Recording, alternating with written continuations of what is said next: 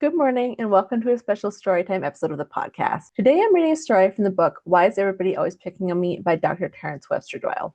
It's called The Day of the Bee Sting and it's told from his point of view, looking back at his own childhood and what it was like to be bullied. Kids really connect with the story. It helps them realize that they have more power than they think, even if it doesn't always feel like it in the moment.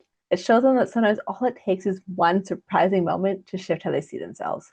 If you enjoyed the story and would like to read more like it, you can download the full book in the show notes. So let's get into the story. When I was a kid growing up just outside of New York City, I was bullied a lot.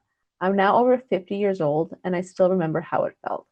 I sometimes feel the hurt, anger, and fear from those incidents that happened many years ago. Almost 40 years later, some of the effects of bullying are still with me. I remember two bullies in particular, Dickie M and Vinny B. I won't mention their last names in case they're still around. Maybe I'm still nervous they'll get me now. It seems that almost every day one of these two tough boys bullied me. They would make me do things I didn't want to do. They made fun of me and sometimes beat me up, just for the fun of it.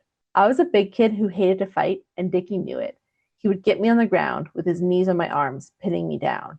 I always felt frustrated and angry and wanted to cry, but I didn't want him to see any of this. I just let him beat me up without doing anything back. No adults ever stopped these beatings, although I wish they had. One day, Dickie had me pinned down and was beating me up in the neighbor's yard. Without warning, I was stung by a bee in the back. This sudden shock made me jump up fast. Since I was bigger than Dickie, my leaping up threw him across the yard.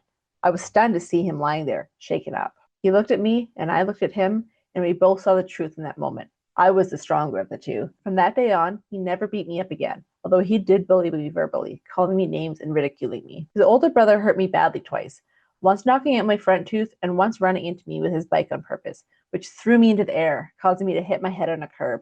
I had to go to the hospital on both occasions. First to have my tooth and split lip attended to, and second and more seriously, to have my head, near my left temple, sewn up. This hit to the head almost took my life. The doctor said that if the hit had been a little more in the temple area, I would probably be dead. I still feel the effects of that injury. And that is the story.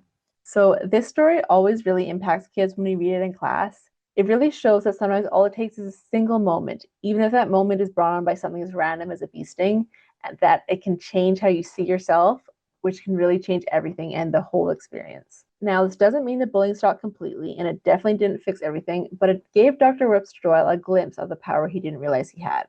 And that's what stories like this do. They help kids recognize that even in difficult situations, they're not helpless. They have options and they have strength. That is what all of our education is about. It's helping children realize that strength and that confidence. If you'd like to read more stories like this one, you'll find them in Why Is Everybody Always Picking on Me, and the link to download that full book is in the description.